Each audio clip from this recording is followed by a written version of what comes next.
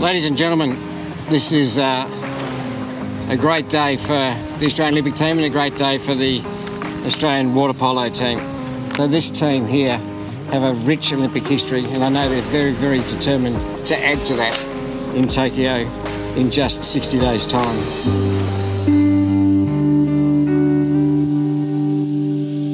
Yes, how good. After her second Olympic Games, Aussie stinger Hannah Buckling joins us. Welcome to the show. Welcome, Hannah. Thank you for having me. A pleasure. Over the past few months, we've had plenty of Olympians come through and sit in that very chair. Early on, they were going, well, I hope we're getting to the Olympics, and I think we're getting to the Olympics.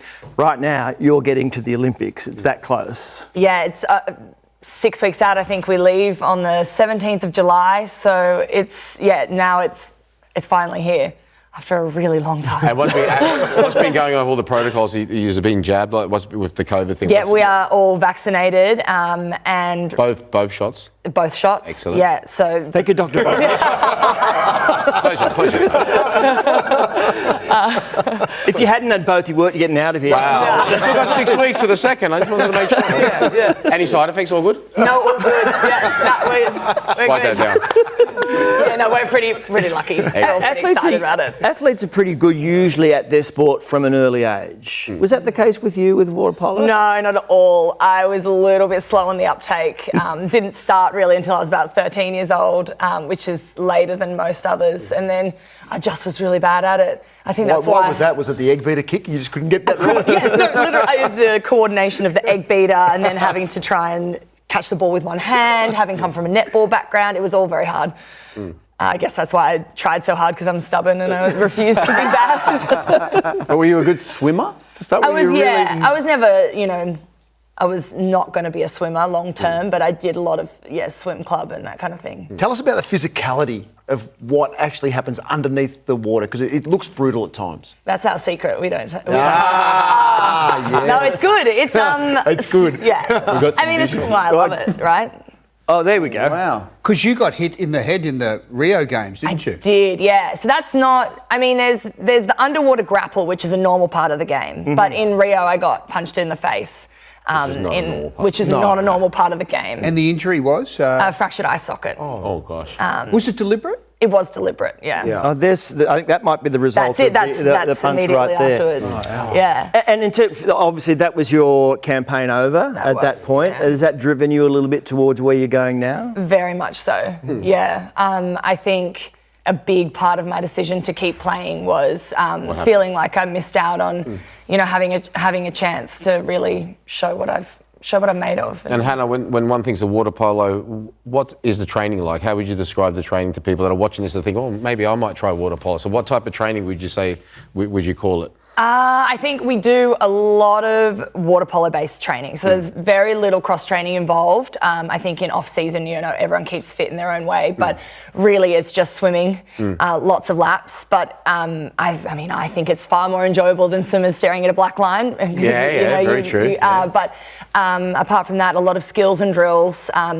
Egg beater is a really big part of our game, so we do a lot of leg work with weight vests and against resistance bands, and then lifting weights in the gym. It's interesting, Boz, talking to you about the injections, because you're going to become a qualified doctor next year, won't you? Is that right? That's right. At the end, graduate at the end of next year from medicine. So that's an amazing thing, because COVID was a bit of a roadblock for sports and for some people. And you did something special during COVID, whereas I learned how to make a Negroni. But you did study, didn't you? That's what you were doing. I did, yeah. So when the Olympics was postponed back in April of 2020, I took the opportunity to go back and completed nearly another year of study before coming back into our kind of base training program up on the Sunshine Coast. So, I mean, I'm pretty lucky that I, could squeeze that in.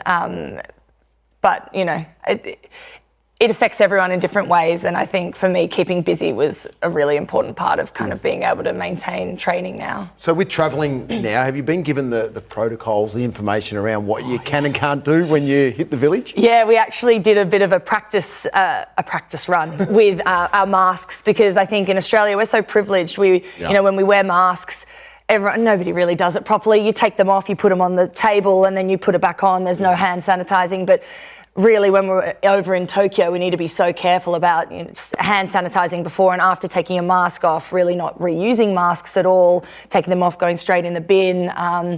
And another very special skill of ours now will be eating dinner in 10 minutes, because a positive contact is considered someone in the same room as a positive case for more than 15 minutes. So the recommendation is get in, get out of the dining hall. Yeah, right. Scoff it. So all that, just taking all that in mind, obviously part of the joy of Olympics is the athletes' village, all of those things, seeing the stars around you. You can't have that really this time around, but you still have the games. Yeah, I think it will be actually, and I guess I'm coming from the position of already having been to a games, but it'll be an incredible opportunity to just focus on the sport. And I think that playing on for the last 18 months throughout COVID, the focus has really been on the sport and being able to play the sport we love and do that on an international stage. So while, yes, it's disappointing not having all the superstars and being able to mingle and meet people, and you also then have this kind of complete focus on going there to do your job. Exactly. And that job, how close to a gold medal did that job take you? Hopefully all the way, but you never know. I mean, it's hard to gauge. I could sit here going off the back of our last results, which were great. We won a bronze medal at the World Championships in 2019, but we haven't played a major tournament since then. Our last test games were in January of 2020. So to gauge how we'll go on a world stage, pretty difficult, but we are doing the best that we can with what we have, staying safe and training in Australia. And, it's the Olympics. Anything can happen once you're there. How many teams are in the Olympic Games? Is it two groups? 10 Two teams, groups of 5? 2 groups of 5. Top 2 in each group go through to semis? Top 4 in each group go to quarters. Right, Yeah. okay. Wow. Yeah. He's a commentator of your sport, so I